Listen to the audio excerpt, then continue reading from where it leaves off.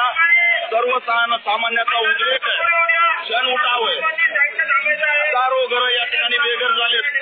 चंपा चौक ते जालना रोड आता नवी कारवाई 900 घर, कांचनवाडी 350 घर। तुम्ही बाबा आणि कॅम्ब्रिजची कारवाई सोडून मधीच सगळी कारवाई सोडून पडेगाव, हरसूळ, कांचनवाडी इकडे कसं काय गेला? म्हणजे भांडवलदारांना वाचवायचं, श्रीमंतांना वाचवायचं आणि वक्फ बोर्डाच्या जमिनीवर बसलेल्या झोपडपट्ट्या अधिकृत असताना त्या झोपडपट्ट्या टार्गेट करून गरिबांच्या विरोधात या ठिकाणी या आयुक्तांनी हाती केलेली, हुकुमशाही केलेली, बुलडोरशाही केलेली। आज 10,000 घरं जर बेघर होत असतील तर या शहराचं अस्तित्व धोक्यात आलेलं आहे। या छत्रपती संभाजीनगर औरंगाबादचं अस्तित्व वाचवण्यासाठी हा आजचा या ठिकाणी मोर्चा आहे। श्रीकांतचा तात्काळ इथून हटवावं, त्याच्यावरती कायदेशीर कारवाई करावी, सचिन वावळेवरती कारवाई करावी आणि बेघर झालेल्यांना त्यांचा मोबदला द्यावा। पण प्रशासनाचं म्हणणं आहे हे जे काही चालू आहे ते न्यायालयाच्या आदेशानुसारच चालू आहे। न्यायालयाचं ढोंग केलं जातंय। शासन महाराष्ट्र सरकारचा जीआर आहे की पावसाळ्यात घरं पाडता येत नाहीत, त्याचं काय झालं? तो का पुढे आणला जात नाही जीआर? आणि शेवटी डॉक्टर बाबासाहेब आंबेडकरांनी जे संविधान बनवलं, जे मूलभूत हक्क अधिकार जे दिले ते लोकांसाठी दिलेत।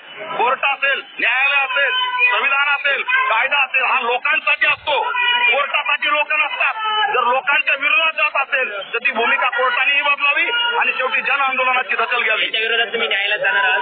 न्यायालयात नाही जाणार आम्ही, न्यायालयाने आंदोलनाची दखल घ्यावी। प्रमुख मागण्या काय आहेत? श्रीकांत हटाव, छत्रपती संभाजीनगर बचाव या महिन्याभरात झालेली जी कारवाई आहे याच्या मागे भांडवलदाराकडून करोडो रुपये उकळण्यात आले, त्याची ईडी मार्फत चौकशी करावी, सचिन वावळच्या प्रॉपर्टीची चौकशी करावी आणि या ठिकाणी जे बेघर झाले त्यांचा मोबदला व्हॅल्युएशन प्रमाणे द्यावा आणि जी कारवाई आता पुढे 15 ऑगस्टच्या धमक्या देऊन सांगितली जाते ती सगळी कारवाई आत्ताची आत्ता स्टॉप करावी, अन्यथा शेकडो लोक येणाऱ्या काळात आत्मदहन केल्याशिवाय राहणार नाहीत। पालकमंत्री गप्प आहेत, आमदार गप्प आहेत, खासदार गप्प आहेत, न्याय कुठं मागायचा?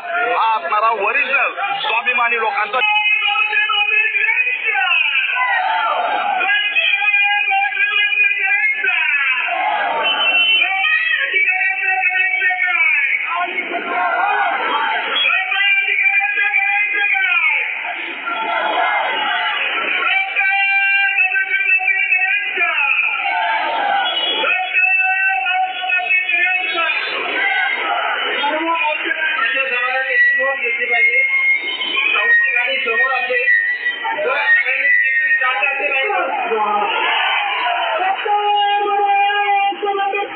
Yeah.